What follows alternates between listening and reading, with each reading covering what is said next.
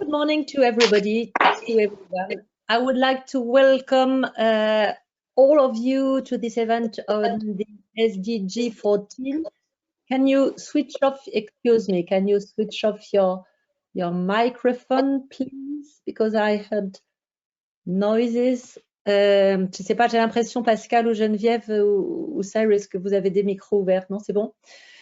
So I would like to welcome all of you to this event on the SDG 14 and its use for companies to help limit their impact on the ocean. And I'm really happy to host this event with my colleague, Cyrus Engerer, who will give the conclusion. I would like to warmly thank the organizers, the Fondation de la Mer, Sabine Roux de Bézieux, Isabelle Anouette, Clémence Faure, Marc Feltes, and the SEArica intergroup, Christina, and Natasha from my office for their help putting this event together. It is special for me to organize this event with the Fondation de la Mer, as I have participated to this, to its creation.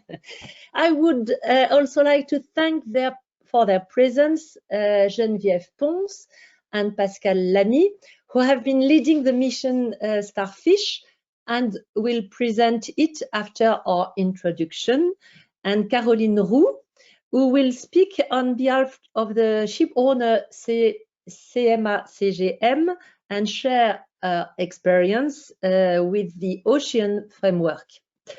So to introduce this event, I would like to highlight a few points. First of all, I would like to remind that we only have one ocean that provides us with an abundance of ecosystemic services, of oxygen, food resources or energy, and it absorbs a quarter of GHG emissions.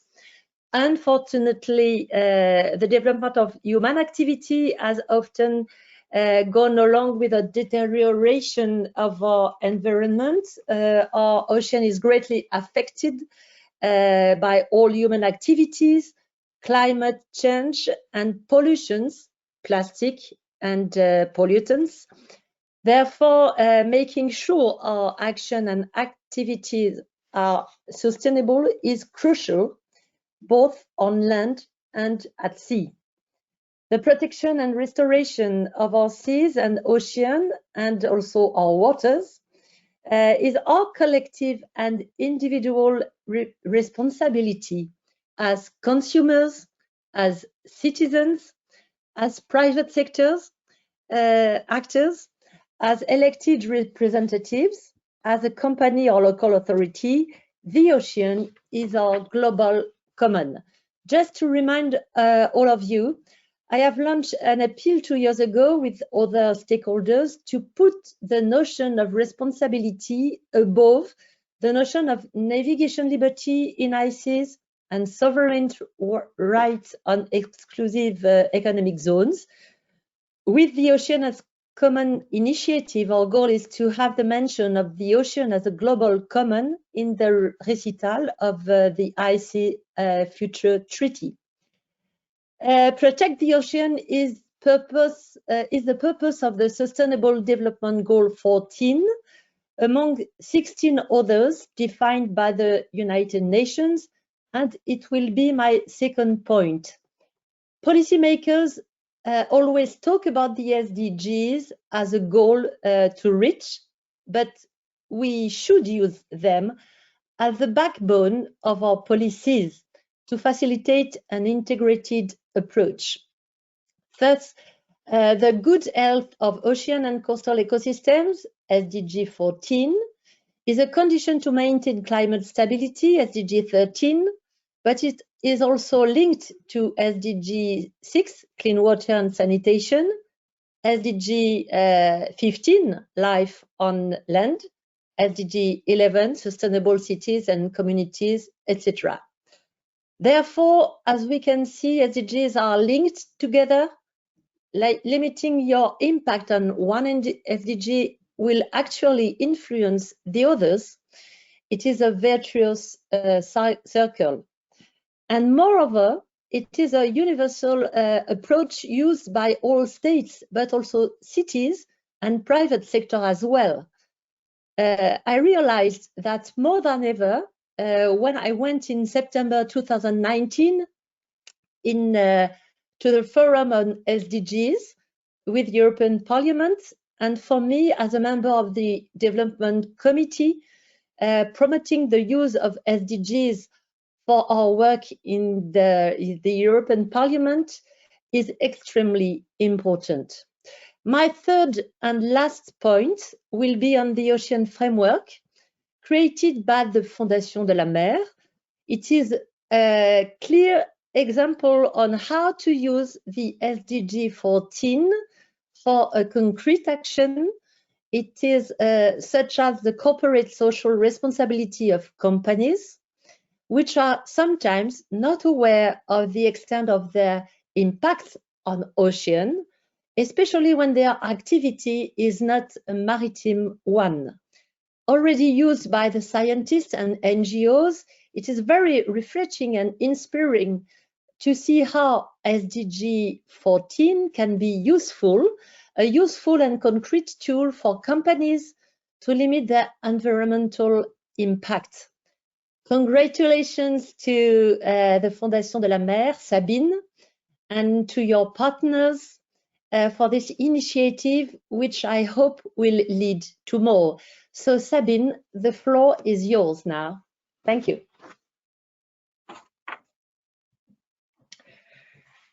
Thank you, Catherine, and thank you for attending and organizing this event. I can see you're over 100 today on this webinar, so I'm very impressed by how the European Parliament is tackling this major subject of the ocean. You know that science tells us how the ocean provides vital ecosystemic services, and I'm sure Pascal Lamy and Geneviève Pons will detail this a little bit later. And you also know how the ocean is the first victim of anthropic pressure. And clearly in Europe, this is something that's deep inside our history, both and our geography. If you look at the map on the slide, in some ways we can say that Europe is a peninsula. Europe is a peninsula in the middle of a global ocean. The map you see here shows the continental Europe, but remember that Europe is located all over the planet thanks to ultramarine territories of some of our member states. In the ocean, in the Pacific Ocean, in the Atlantic Ocean, of course, in the Indian Ocean, and even in further north and further south. Remember also that marine biological resources protection is one of the 6 exclusive competencies set out by the European Union since its foundation and reinforced by the most recent Treaty on the Functioning of the European Union. I will not detail the numerous directives, strategic plans, and projects that have been led by the European Union and by its Parliament, but they confirm that the European Union understands the role of the ocean. As I mentioned, as Catherine mentioned, the objective of today is to talk about companies seizing the issue of the ocean. She's already detailed the agenda for this morning, so I think we can move on the next slide. And for all of you, know that at the end of this webinar, you will have time to ask questions. So the ocean is vital for humanity, and it's previous one, please. And it's the first victim of our activity. In 2016, representatives from marine and maritime sector in France, scientists, scientific organizations, sailors, maritime industry leaders, public leaders, decided to set up a foundation to address these issues. They shared strong beliefs. The first one is that the ocean has a major impact on our daily lives, and we all need a healthy ocean. On the other hand, we all have an impact on the ocean. But it's not too late to act. We believe that every one of us, as a citizen, a student, a business leader, a member of the parliament can act. We also believe strongly that we need to act together, and the number of people attending this seminar shows that we all share this conviction. The third belief we have is that the sea belongs to all, and this is the reason why the ocean framework that we set up with BCG and the French Ministry of Ecology is open to all business sectors, obviously focused for the maritime industry, but open to every type of company, small or large, maritime or non-maritime. The Fondation de la Mer, so set up in 2016, is an impact-oriented organization that wants to accelerate and develop actions to address the major issues the ocean is facing. We organize along 3 main lines. The first one is around science, and one of our major contributions is setting up a European network of young PhD researchers dedicated to the ocean. We finance some of their research. The second area is protecting, and we act in 2 directions: fighting coastal and sea litters through a program called Engerer pour la mer, and protect and restore marine ecosystems through a program called SOS Corals. Our third objective is obviously to involve, educate everyone in Europe. We have 2 major targets, the young people and the businesses. Next slide, please. So it briefly shows our 2 programs to fight against litter, in particular plastics. Over 115 local NGOs in 2020, 55 tons of litter collected last year. SOS Corals focuses on corals, as it says, but also mangroves and seagrass beds. It was launched a month ago and aims at protecting, observing, protecting, and restoring over 50,000 square kilometers of coral reefs by 2022. Coming back on our third pillar of engagement, so we have 2 major programs. The first one is developing educational tools for children, currently only in French. It's called Merci la Mer, and you can see the picture of these 2 young kids on the left-hand side. And on the right-hand side, our second area of focus are businesses. And this is what Marc Feltes and his team will develop, how we've implemented a unique tool around SDG 14. Before Marc Feltes and his team present you the Ocean Framework, we're very honored to welcome today Pascal Lamy and Geneviève Pons, who will take over from now on.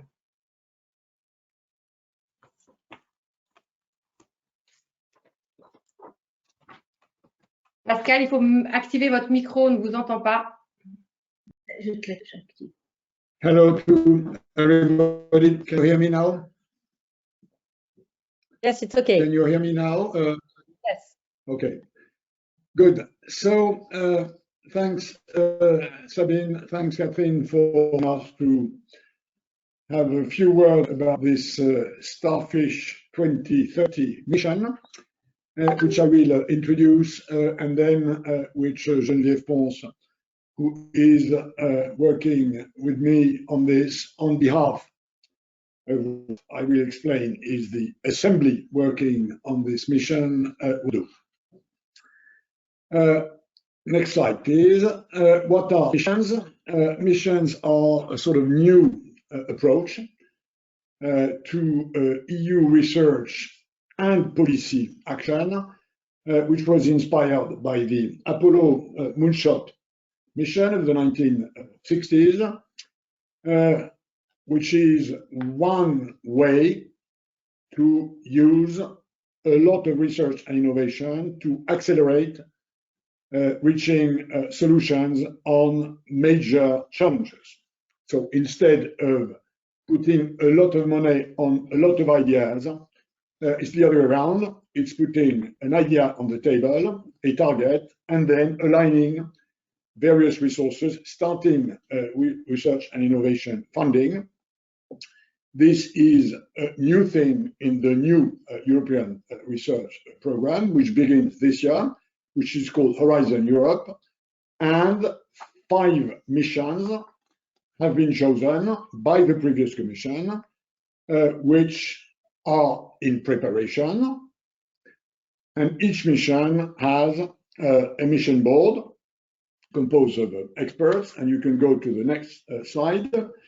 Each mission has a mission board, which is composed of experts. Around this mission board is an assembly, which is a larger group of people who feeds in what the mission board does, and there is a secretariat provided by the European Commission. I chair the board of experts, and Geneviève Pons, who will speak after me, is representing the assembly, which is the larger constituency within the board. Our mission is one of the 5 missions.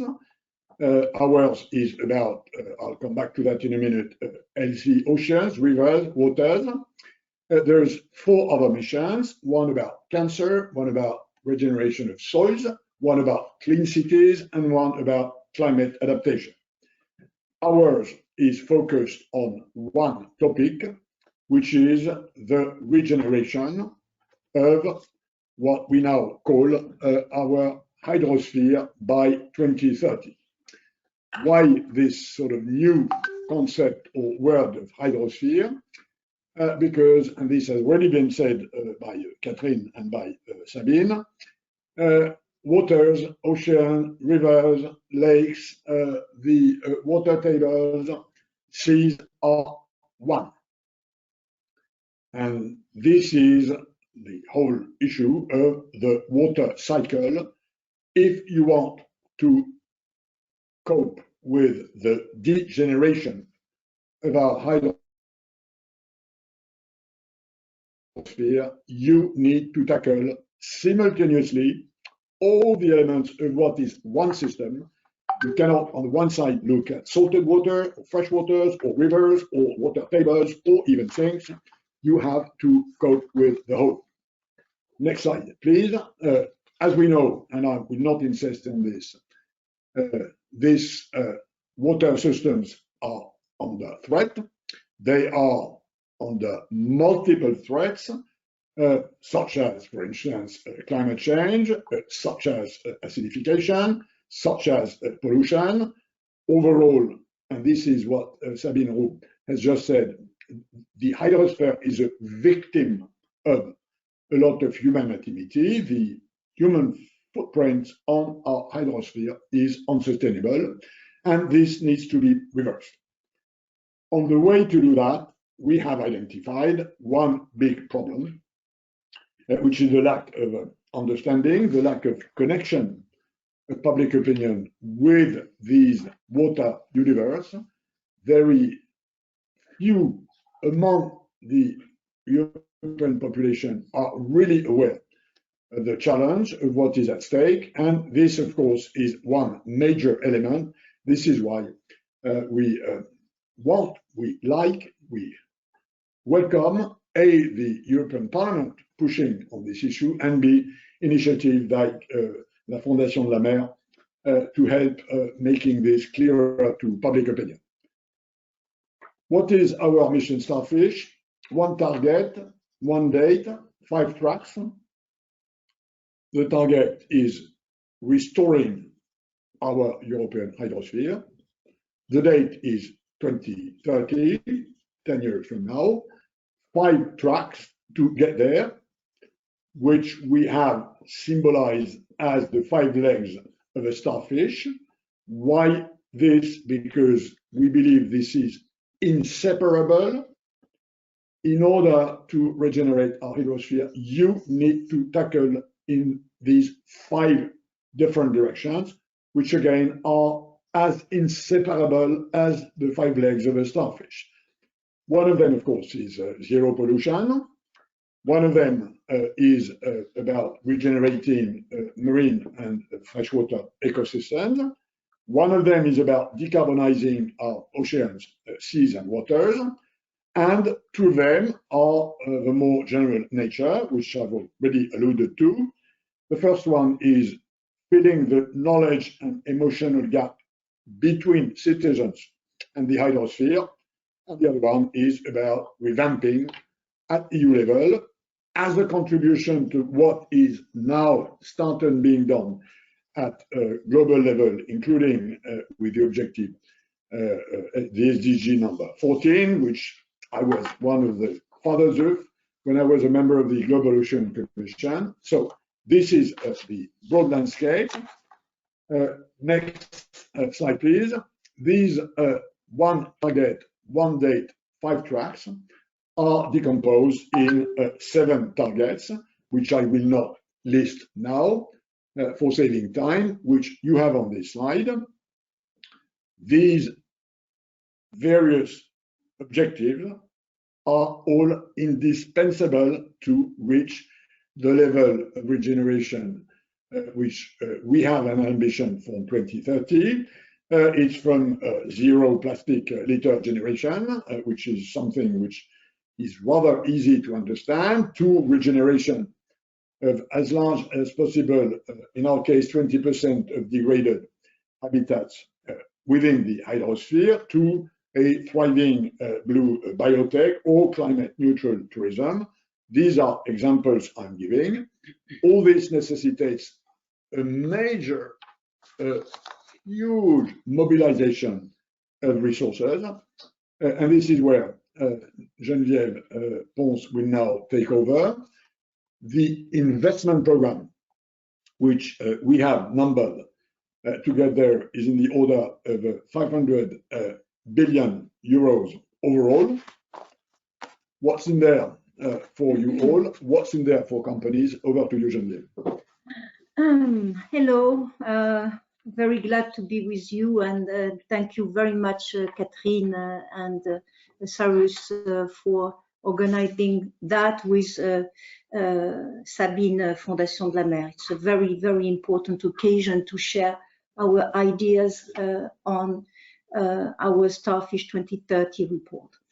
As Pascal said, a bold investment plan is necessary to get to what we wish for our hydrosphere by 2030.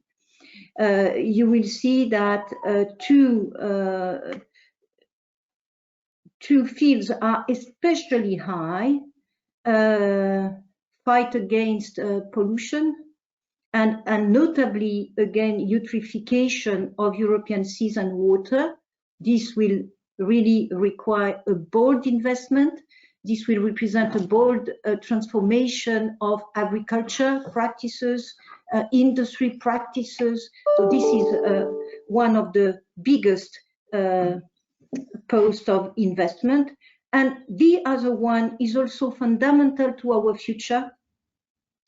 It is the energy transition through renewable, low impact ocean energy. So these are the two main posts of investment for our future.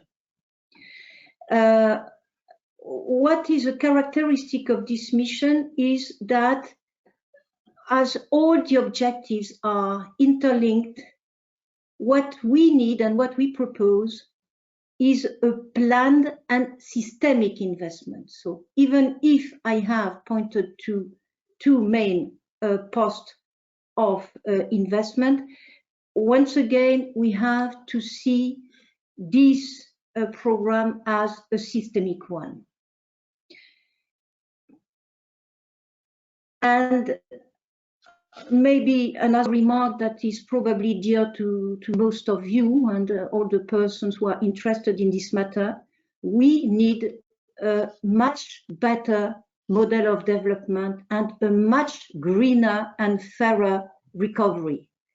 And what we propose for our hydrosphere is part of this necessary transformation, which has started, which is taking place under our eyes, and which is absolutely necessary.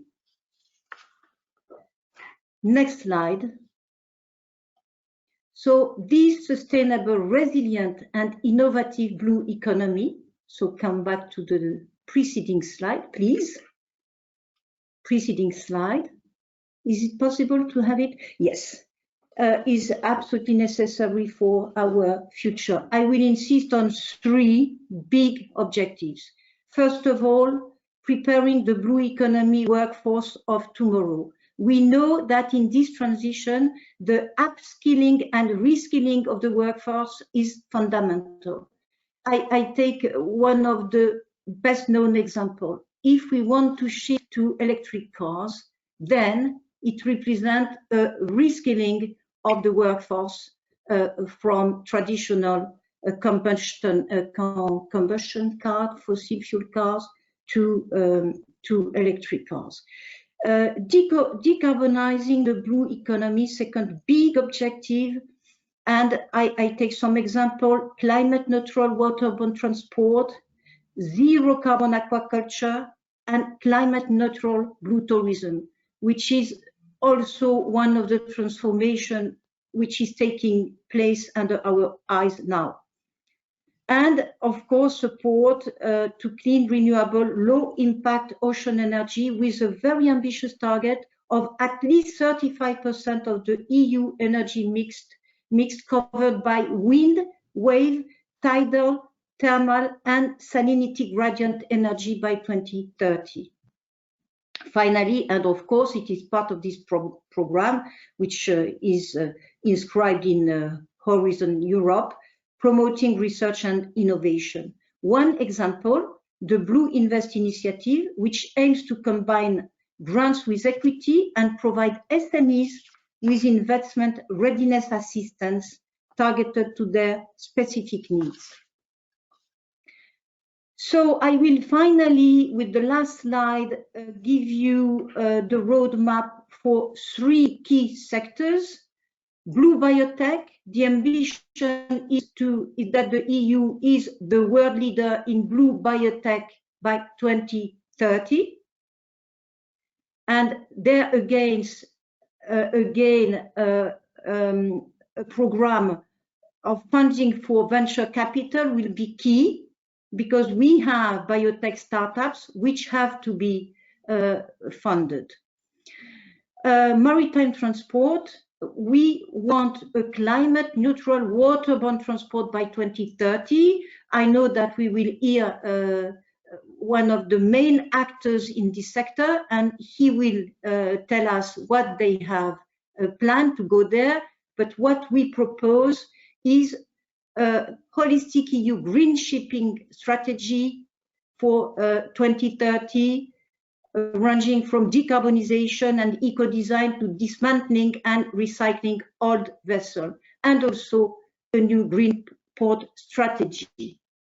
Finally, blue tourism, with the development of a climate neutral, sustainable and resilient coastal tourism. It represents investment in decarbonizing infrastructures and building, but also development of new transport waterways, and the promotion of alternative eco-touristic models and destinations.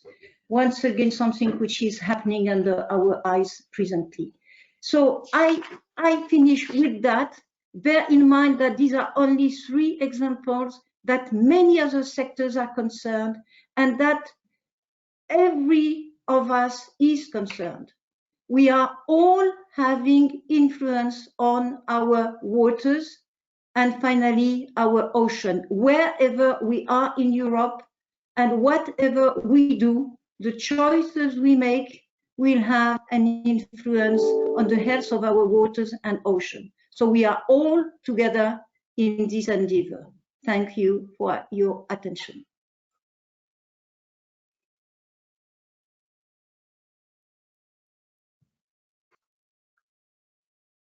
Thank you very much to Geneviève Pons and Pascal Lamy. I will start presenting the ocean framework, and first I would like to mention the context in which we are, the Fondation de la Mer, decided to create this tool. I will go very fast because I think that all this has been already said by the previous speakers. I would only mention that maybe the SDGs as a whole are now more known by businesses. We will come back to it, but maybe not so much by citizens. And of course, Europe has a high ambition in terms of environment with the Green Deal. And I would only mention the word of the European Commissioner for Environment, Ocean and Fisheries: no Green Deal without Blue Deal. So what are we talking about? In 2015, when the 17 SDGs were created, there has been a consensus about the necessary contribution of everybody, including businesses, with an annual contribution which was estimated by the OECD as around 3% of the GDP. That means not only adding new activities, but shifting the economic activity towards SDG practices. And this also means to implement a regular and transparent reporting, monitoring of this shift. So all firms, all companies have a role to play towards all the SDGs, whatever their size and whatever their sector of activity. And they have many levers to activate to have a real impact on these environmental challenges through the way they manage their operation, through the way they make their product and service offer evolve, and through the way they can influence all their stakeholders, being their clients, employees, shareholder, provider, and so on and so forth. The SDG 14, of course, is one of the 17 SDG. It is at the crossroad of many sustainability challenges, of which climate change and biodiversity preservation. So today we have a good news and a bad news. The good news is that in 2020, more than 75% of the companies now refer to the SDG when they work about their contribution on the sustainable development. They were only 40% 3 years ago. So there is really a positive mood, which is very encouraging. But what is surprising is that when we look at how the companies consider the 17 SDG, the one which is the less prioritized by companies is this SDG 14, the ocean. Of course, the SDG, for example, about climate is one of the best known, and many companies refer to it, but only 1 out of 7 companies do refer to the SDG 14. So why that? For sure, because the awareness, the global awareness of everybody about the SDG 14. Next slide, please. Yes, is not at the right level. The knowledge of ocean-related issues is still partial among the population and among many executives, many top executives of companies. And therefore, the understanding of a company's impact on the ocean is very limited when we are not talking about companies in the maritime sector or companies which are located on the coast side. So the Ocean Framework is a tool that has been created to enable companies to understand these issues, to identify their interaction, and at the end of the day, to act. The framework we will present to you is built on the basis of the SDG 14 targets. It covers all the objectives. We will see that in more detail, and in turn them into opportunities for concrete action by companies. And of course, by doing that, Catherine already mentioned this topic. Of course, companies can act on other SDGs. So I now let the floor to Clémence Faure, who will present the Ocean Framework for companies. Clémence, the floor is yours. Thank you, Marc. I will now present you the work we carried out to build the Ocean Framework. So the Ocean Framework was designed in conjunction with the French Ministry of Ecological Transition and with the Boston Consulting Room support. The goal was to translate SDG 14 for companies. This tool was designed to be first easily usable for every company, whatever the sector of activity and size, and second, to be highly operational.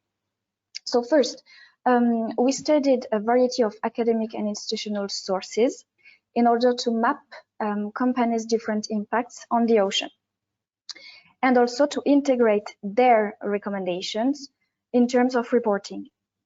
So we conducted a rigorous analysis of all available sources and relevant information in order not to reinvent what already exists.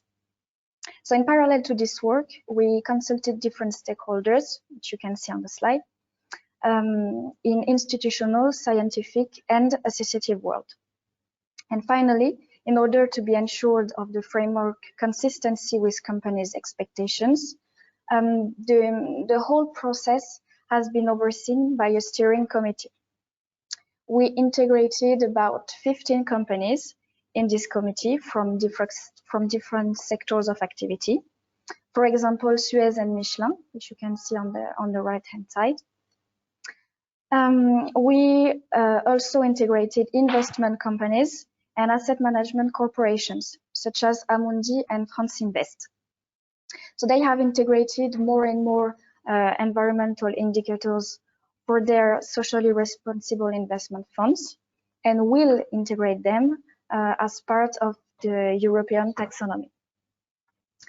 So here is the Ocean Framework, where you will find on the left side the three types of potential interactions between business and ocean. So these interactions have been classified under three axes. First, what the company is likely to discharge into the ocean. Second, what the company is likely to sample in the ocean. And third, all transversal subjects and interactions between all stakeholders in the company, such as, for example, the integration of SDG 14 in the company's strategy and operations. So these interactions are broken down into 10 types of impact. And to measure those impacts, we offer concrete levers of action and a selection of indicators. So in total, 44 indicators were selected to enable companies to identify, measure, and set goals to achieve, and therefore progress in the management of their impacts on the ocean. So when selecting the indicators, we ensured that they were robust and relevant to the objectives. For instance, for the category waste in the physical pollution axis, the selected indicator is the total weight of waste generated. So these indicators that we selected are also easily measurable. we selected indicators used by a high number of companies in their reporting. And finally, indicators were selected to have a broad applicability. They can be applied to various business sectors, such as infrastructures, health, food, transport, tourism, etc. So all of these business ocean interactions will not concern all companies. Depending on the activity sectors, some indicators will be more or less relevant to the activity. But on average, based on companies that have used the framework, around 20-30 indicators are relevant for them. So to illustrate how the framework concretely works, we took the example of wastewater. We chose this example because it is often a predominantly material indicator for companies. And besides, 80% of the world's wastewater is not treated. It is, of course, much less in Europe, but it is still a concern. So the first level of action that could be considered is avoidance or reduction of wastewater, but it is very often not achievable in the processes. So you can see on the slide, we are here in the interaction part. First axis, what the company is likely to discharge into the ocean. So the type of impact concerns chemical pollution, and the level of action proposed to the company which would have an impact on the ocean through its wastewater would be to increase the quality of its wastewater discharge. And in order to be able to monitor this quality, we propose to measure the concentration of COD and BOD in this discharge wastewater. So COD for chemical oxygen demand and BOD for biological oxygen demand. It corresponds to the total organic load of the wastewater. So you can see on the slide appearing a reference source, which is GRI 303. This is a reporting standard that will help the company to structure the elements to be taken into account on this subject. So we are using the existing standards. So we use this example to show you that this indicator is operational, known, and used by companies to measure progress. So here is how the ocean framework can concretely be used by companies. Our goal was for the ocean framework to cover all the 10 targets of SDG 40, but also to consider the interdependence between all SDGs. So to come back to the example of wastewater, it focuses on target 14.1 of SDG 14, which is related to marine pollution reduction. So acting on quality of discharge wastewater, we also have an impact on target 6.3 of SDG 6 related to clean water and sanitation, but it will also have an impact on target 12.4 of SDG 12 dedicated to responsible consumption and production. So the framework therefore allows companies to take into account SDG 14, but also to meet other targets of other SDGs. So now you can see, so to ensure that the framework would work in real condition, it has been tested by 9 companies of different sizes and sectors, which you can see on the right side. Here is a summary of the main conclusions of the pilots. I will not explain all of them, you can read on the slide, but the most important conclusion was that the ocean framework has a holistic coverage of the potential impacts of companies on the ocean, and that it is a great tool to provide concrete measures for improvement. So following these pilots, the ocean framework was launched in June 2020. I will now give the floor to Caroline Roux, sustainability expert at CMA CGM, and she will share with you her feedback on the use of the framework. Thank you. Thank you, Clémence. Just a few words before leaving the floor to Caroline. I would like to remind to all the participants that they can ask a question. They have on the right-hand side of their screen a question mark. They click on the question mark and they can address questions that we will be very happy to treat at the end of this webinar. So thank you in advance. Caroline, the floor is yours. So, do you hear me well? Yeah, I think it's okay. So thank you, Clémence and Marc, for the floor. I will begin to introduce myself. So I am Caroline Roux.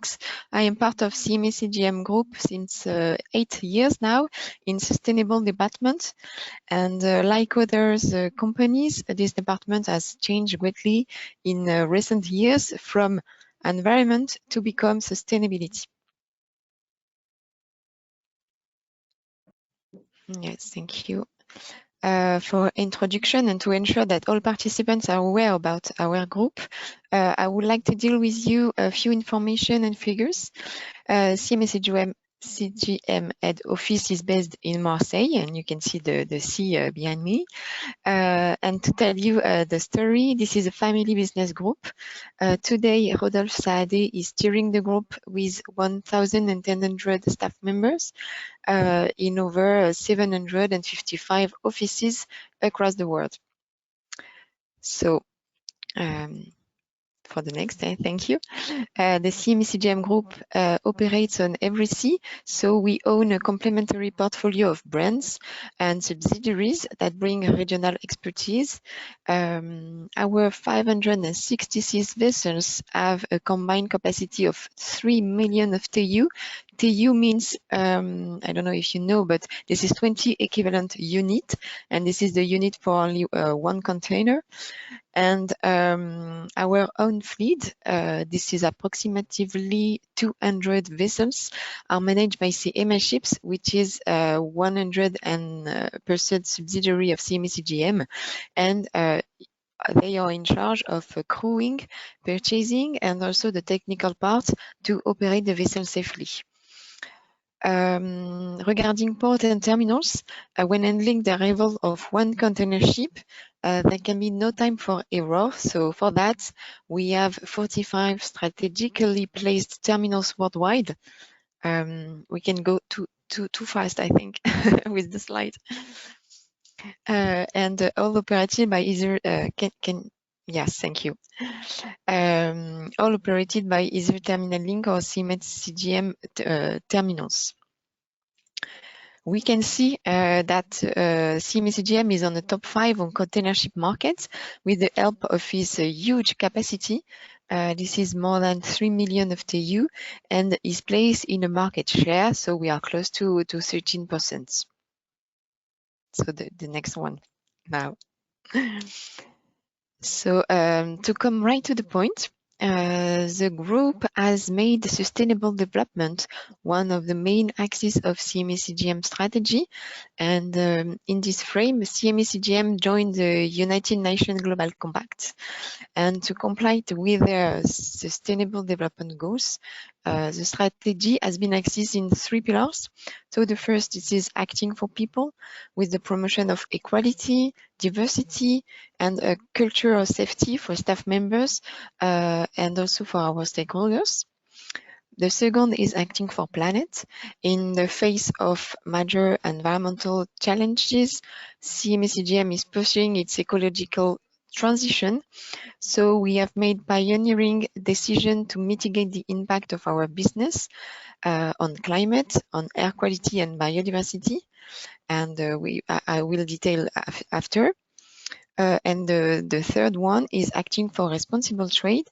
This is to promoting responsible and international trade through strict compliance with existing regulation and by encouraging its supplier and also customer to follow its lead and to adopt the best practices.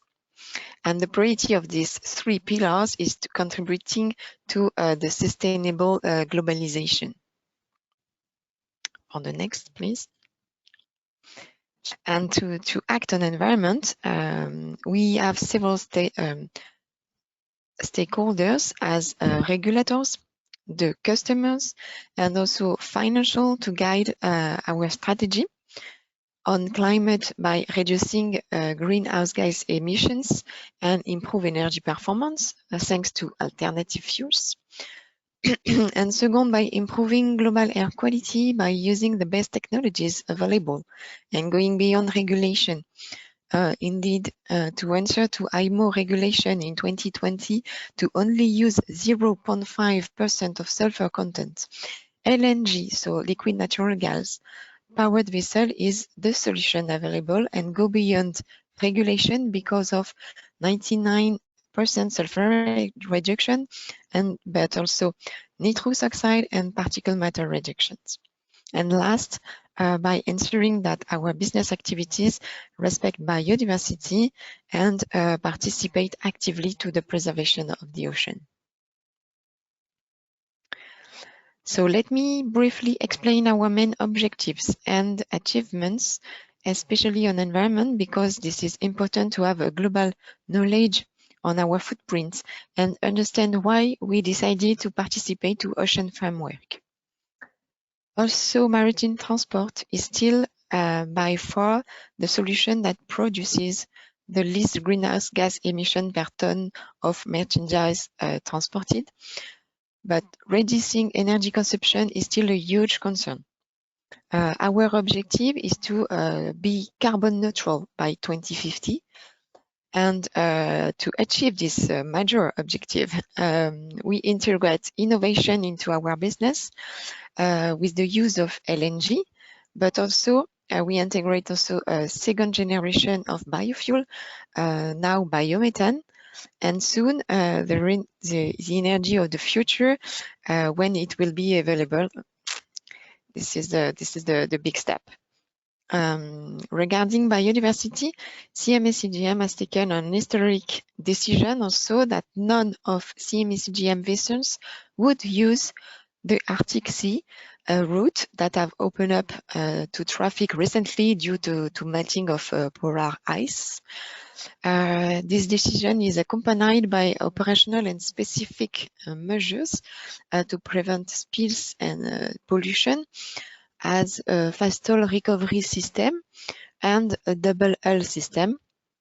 The fast oil recovery system is a pollution management technology that allows hydrocarbons located in the hold to be recovered without piercing the hull should the ship is stranded. So then, the ballast water that are collected for vessel stabilization contain various organisms that can harm marine biodiversity if they are released into a different ecosystem. So to protect both marine and coastal ecosystems, CMA CGM has chosen a ballast water treatment system with chemical-free innovation. So the waters are filtered with UV lights, so to clear the water of all living organisms that might affect marine biodiversity. So I've seen that we have also a program to fight the illicit traffic on our cargo on protected species, but this is more broadly land biodiversity and not marine biodiversity for today. So I prefer develop with you our Reef recovery program because last December we have performed a new partnership with the Reef Restoration Foundation to aid coral regeneration on Australia's Great Barrier Reef. This project is the latest example of how the group mobilizes for the protection of the ocean.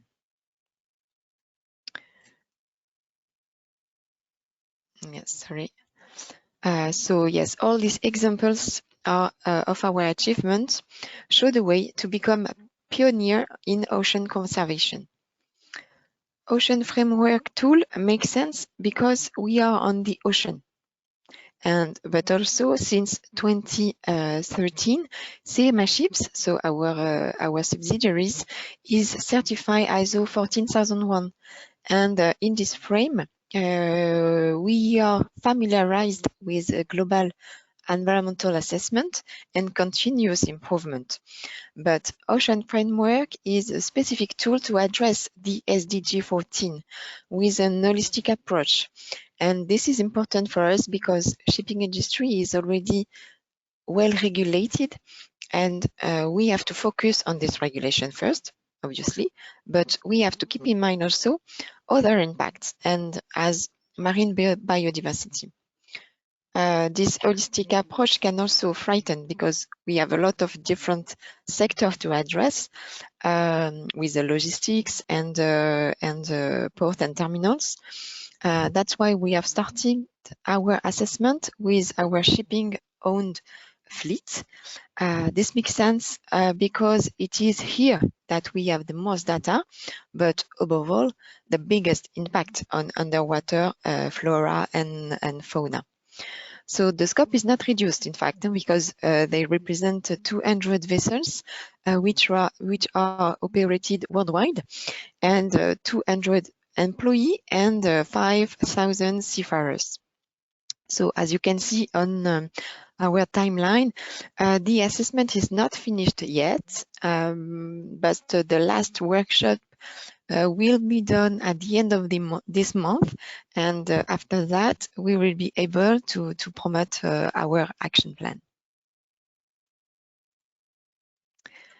So this slide is an overview of our assessments with Ocean Framework and how it is easy to use to evaluate which indicator is relevant for our company, indicators already covered or partially, and indicator relevant but not covered yet.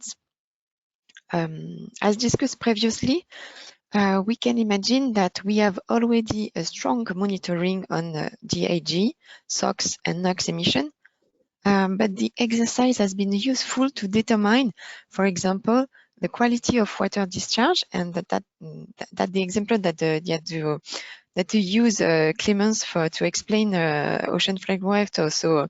This is a good example for us also, because regarding the use of endocrine disruptor or phytosanitary, indeed, we tackle the issue to know what are the quality of the chemical used on board to ensure that we can eliminate this level as non-relevant for our activity.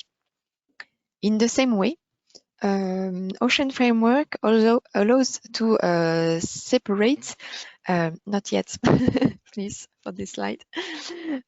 Ocean Framework allows to separate the same environmental aspects as underwater radiated noise in two different environmental impacts. With our propeller and engine, the underwater radiated noise is not an impulsive noise, but we have to engage action plan to reduce the noise pollution generated by our vessels. So the most important in the levers is the levers not covered yet, because it will ensure that these levers are identified and should be monitored. For example, the offset GHG emission are not yet covered because not yet implemented for CMA CGM, but should be as soon as this offset will be in place. And then another case, the last, for brine waste discharge. For now, we think that there is no impact of brine waste discharge at sea, but we have still to evaluate the frequency and the amount of that to know if this indicator is relevant or not. Yes, all these examples show me the strengths of Ocean Framework for a shipping company as CMA CGM. And the two main strengths for us is the first, the holistic approach, because it allows to highlight all actions already in place for marine biodiversity and to integrate all environmental aspects in order to be exhaustive in the assessment. And the second one is adaptability, because shipping industry is already well regulated with IMO and the European Commission also, but Ocean Framework is able to integrate specific issue, as for example the ballast water management, because this is only for shipping industry.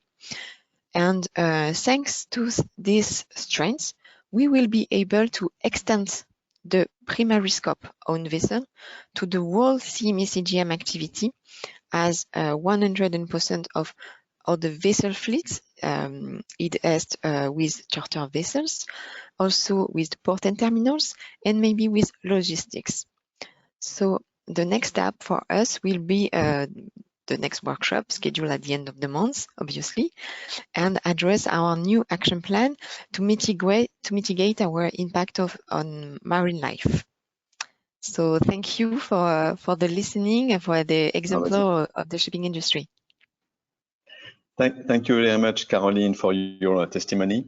Just a few words to end this the presentation of this tool. What are the key success factors once this tool exists? First is to make it accessible to all and every company. This is a really important thing. The Ocean Framework is freely accessible.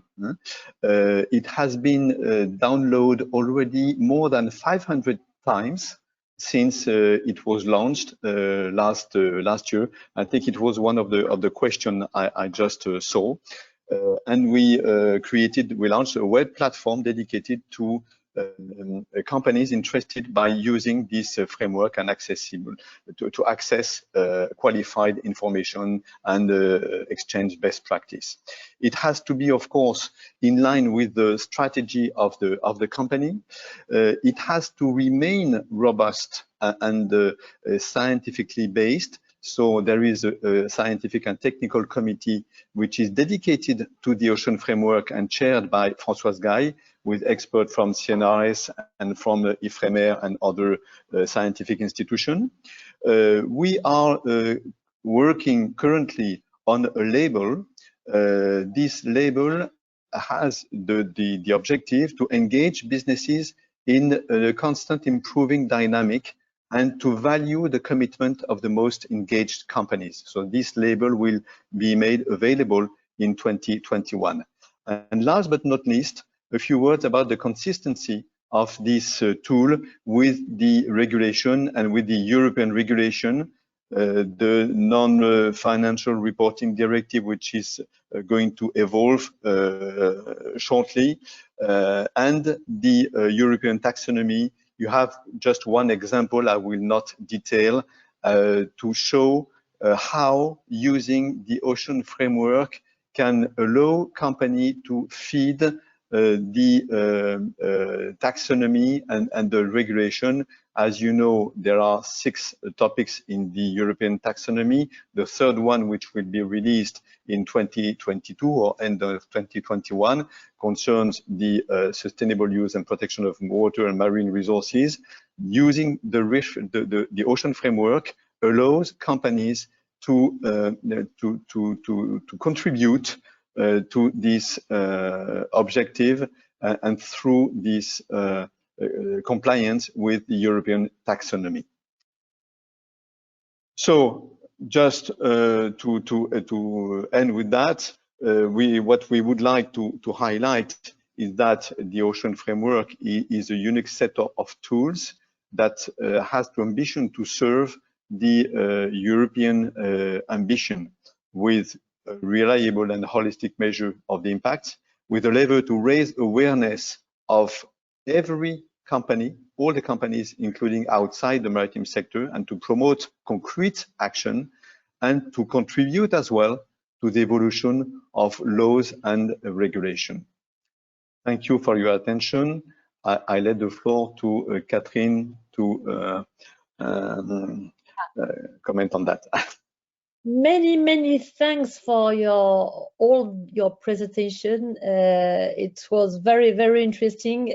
We already have a few questions, but before giving the floor to for the answers, I would like to have the reactions from Pascal Lamy and Geneviève Pons with this tool.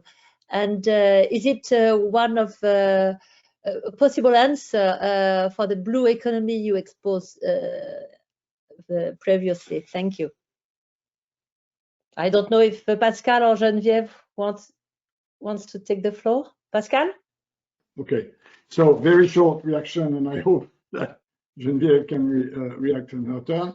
Well, first, what we heard about this ocean framework is extremely similar to the Starfish 2030 program, unsurprisingly. And they are not only similar, they are not only compatible, but they are also synergetic. Whether you look at the structure, there is still a sound problem which we have to fix. Whether it's about the strategy, whether it's about actions, whether it's about indicators, we are very much in the same domain. And although you did not input Starfish directly, and we did not input directly your ocean framework, it's extremely similar. And I think that says a lot about the potential of alliance and co-creation of these two.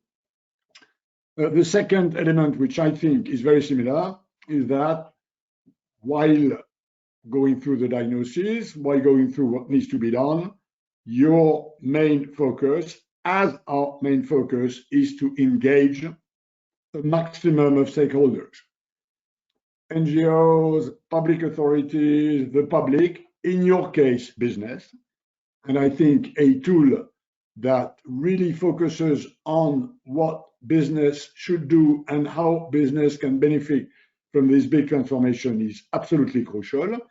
But there are also possible synergies in, for instance, what you have in your program, like tools to measure the quality of wastewater. If you provide businesses with these tools, I think we can also provide a larger public with simple apps that would allow people, wherever they are, to help measuring the quality of effluents and the quality of wastewater. So this is something which can, I think, go much wider than your initial focus, which is business, and that's perfectly understandable. So that would be my sort of operational conclusion. There are, in what you presented and what we have presented, possible synergies, which this occasion, which Catherine created, and I thank you for that, because I probably would not have discovered this without this event. Finally, and this is my last point, in my initial remarks, I did not intentionally insist on the fact that missions are still at a stage of preparation. It's getting all ready, but the decision by the European Commission to push on the button and launch the missions, the signal of which would be roughly 1 billion euros for Starfish in the research and innovation program, still needs to be taken, and that probably will be done by mid-July. But of course, I encourage all those who have a big stake in this, like Catherine and her group in the European Parliament, like your foundation, like the Ocean Framework, to help us pushing so that this mission can effectively be launched by mid-2021. Thank you, Pascal. Thank you, yes. Pascal. Yes. We have to make Starfish mission visible. Geneviève, you want to react shortly before I will share some questions, and before Cyrus. Geneviève. No, it doesn't work. I'm sorry, Geneviève, but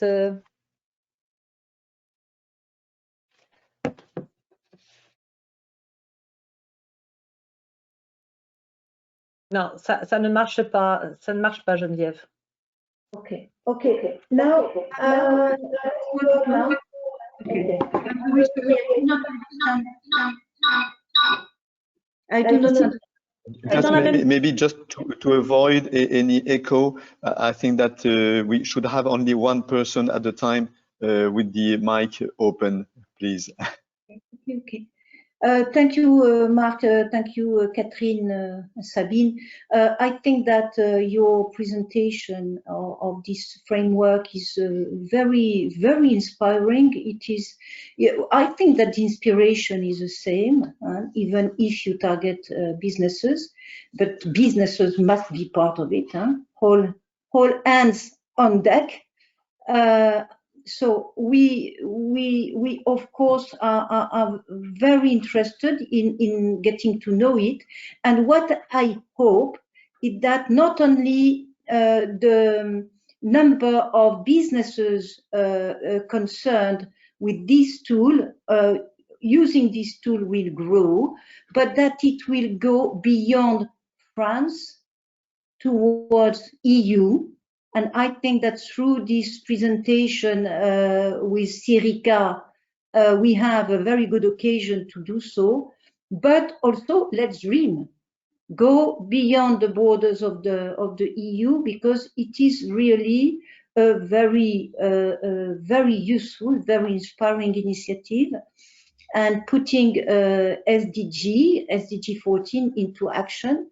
I think that every habitant of this blue planet should be interested in getting it and using it, and I can only form the best wishes of success for your tool. Thank you.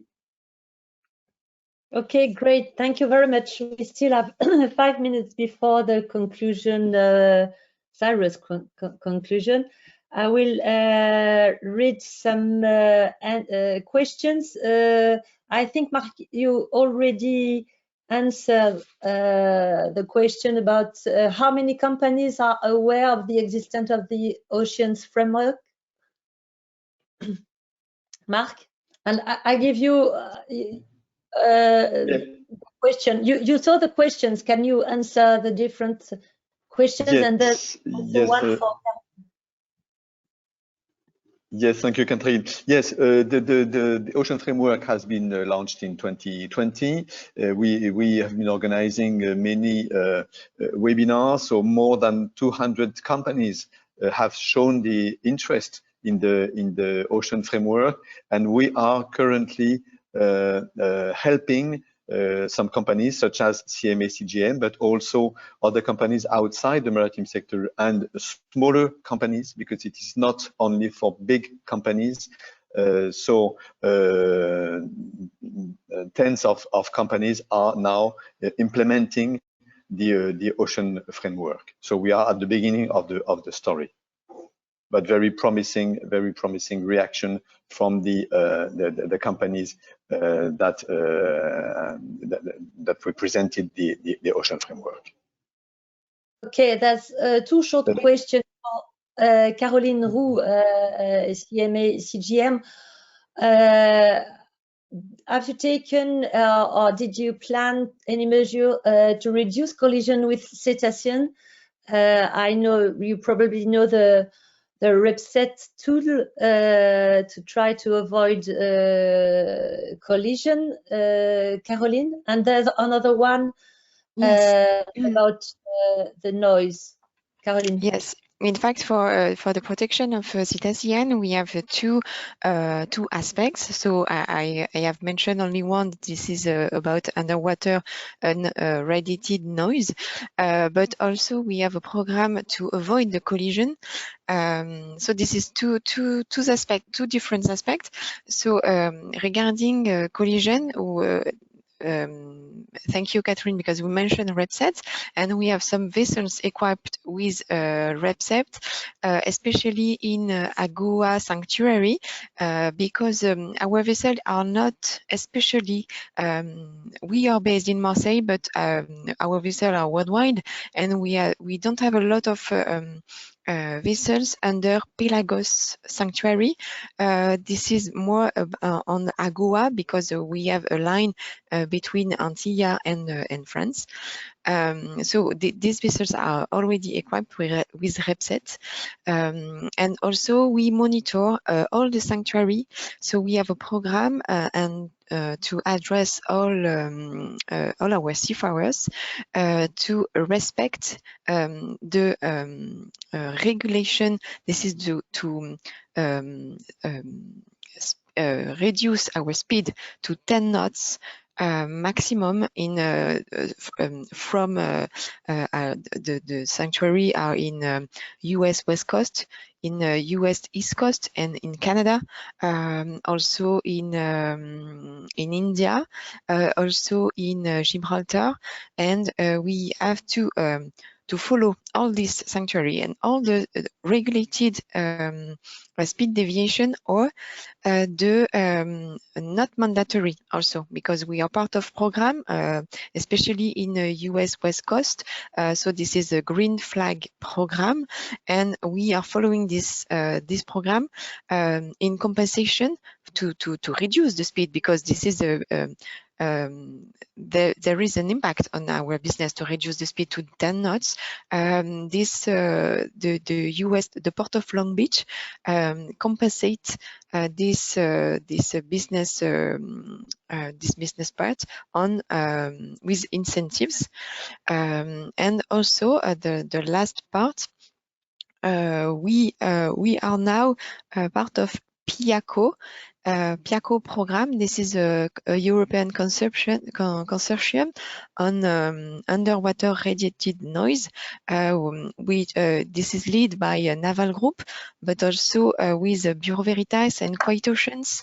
This is the biggest in the biggest partnership for the moment. This is to know more regarding the impact of this underwater noise, because the first step is to measure. We don't know exactly what are the frequency of our noise. Sorry, Caroline. Yeah, thank you very much for your answer. We still have other questions. One from Enrique Ramos from the Azores. And but Enrique, you are speaking about the regional fisheries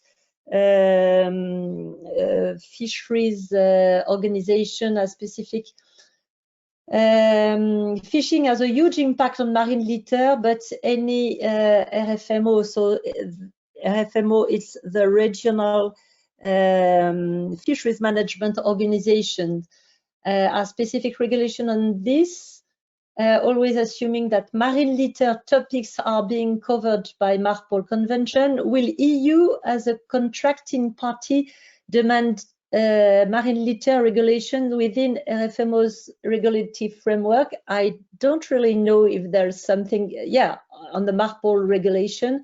I can answer that I am rapporteur of an initiative report on the impact of marine litter on fisheries. So I think my report will answer your question, Enrique. There's another question. Part of our skills with will there be a link between the EU skills agenda and our pact for skills with what Geneviève said on upskilling, reskilling in the blue economy? What kind of mechanisms are in place, and how do you envision the implementation of training programs at national level? I don't know who wants to answer this question. Not an easy one.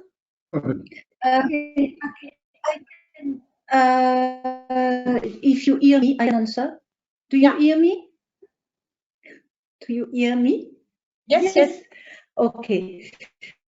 So we are not yet there.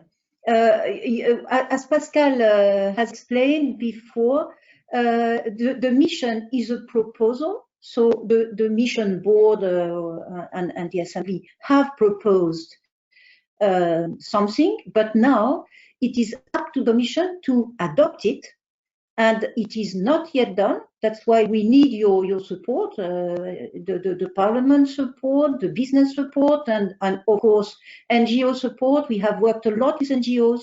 I was chairing a contact group of NGOs. WWF was there, Greenpeace was there, Seas at Risk, Ocean Unite, a Pew Charitable Trust, and forgive me if I forget some of them.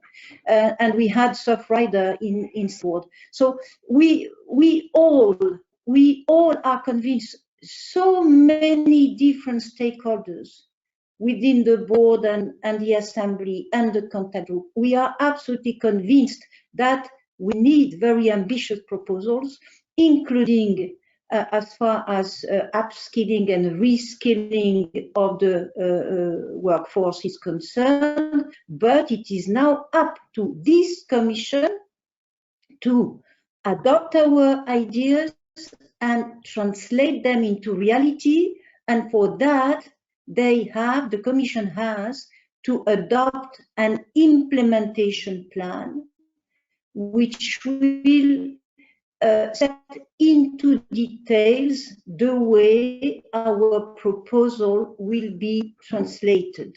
So we don't know yet how it will be done, and even if it will be done, even if, of course, we are optimistic.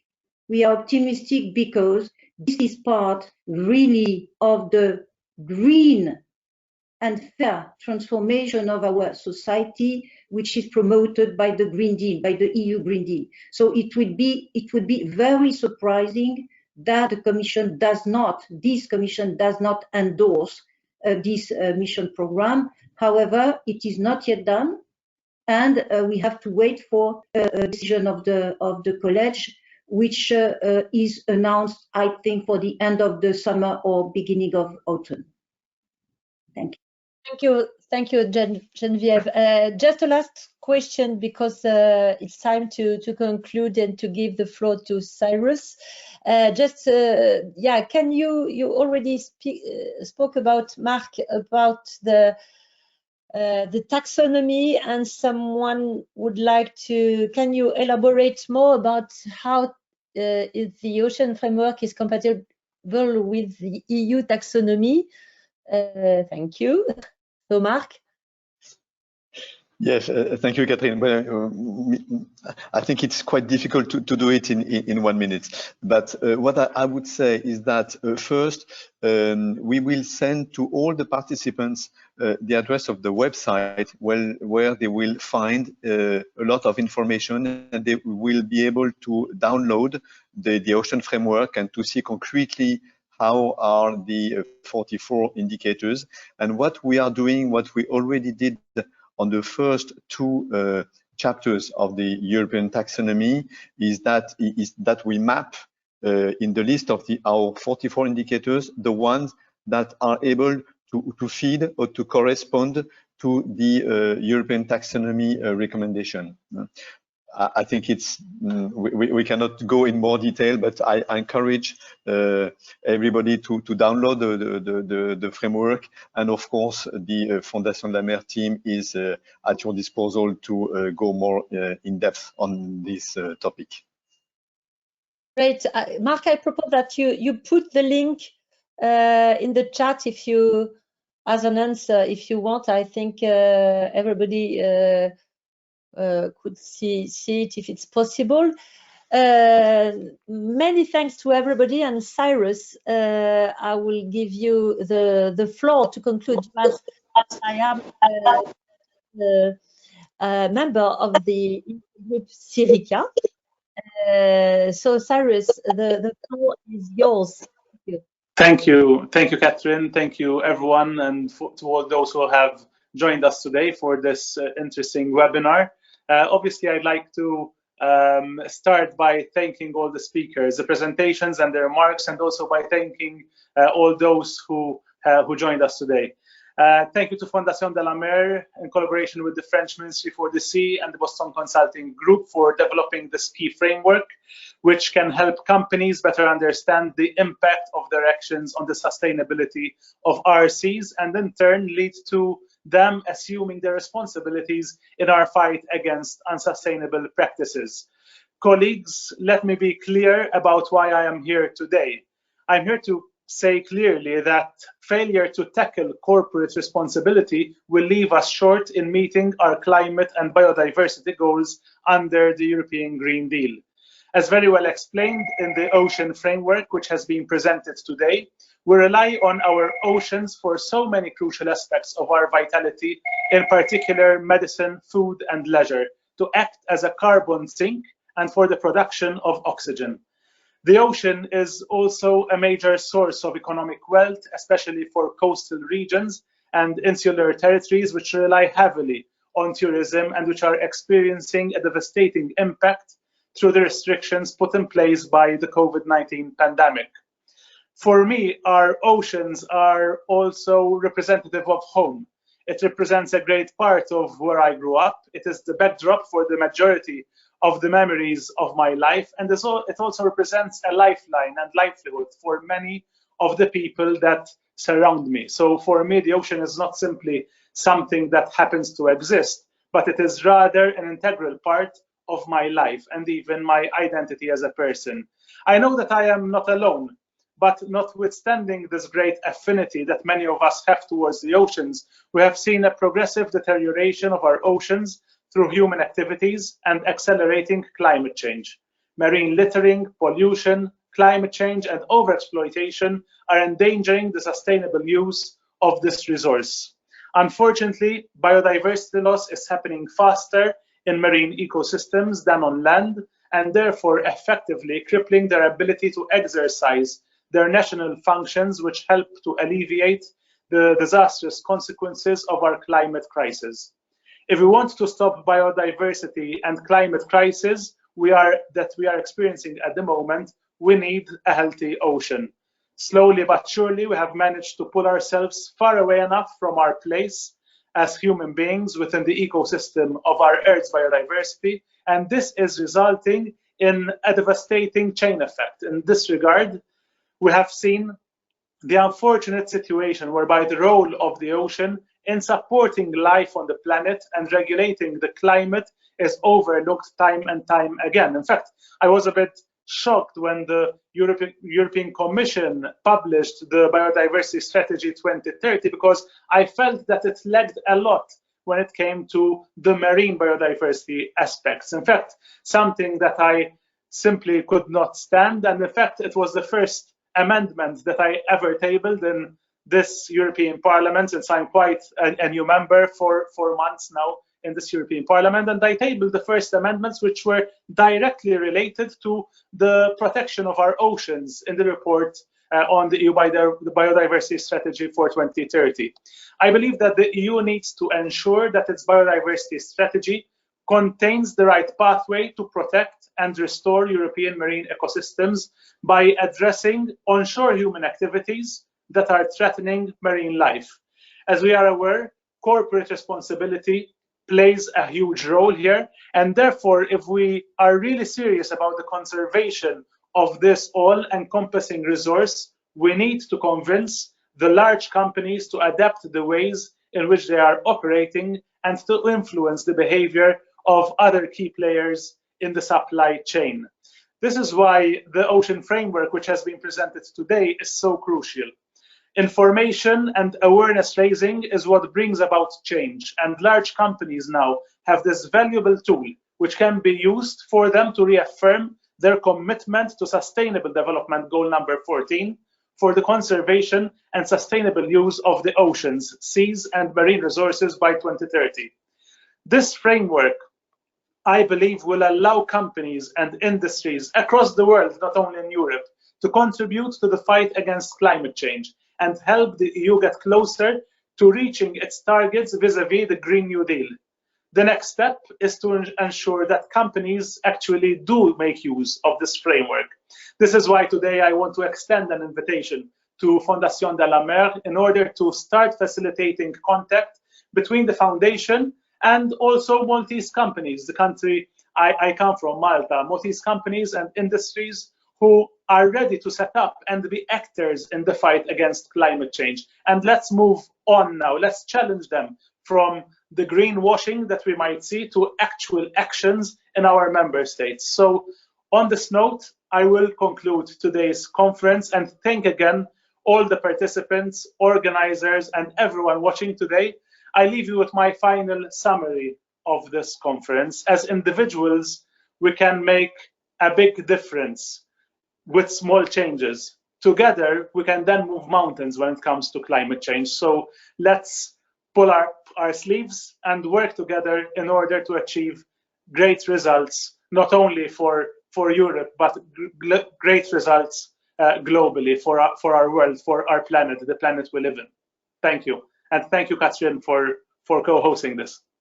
Thank you for your energy, Cyrus. Very inspiring conclusion. Many thanks, and many thanks to Geneviève, Pascal, Sabine, of course, Marc, and Clémence, and Caroline, and everybody.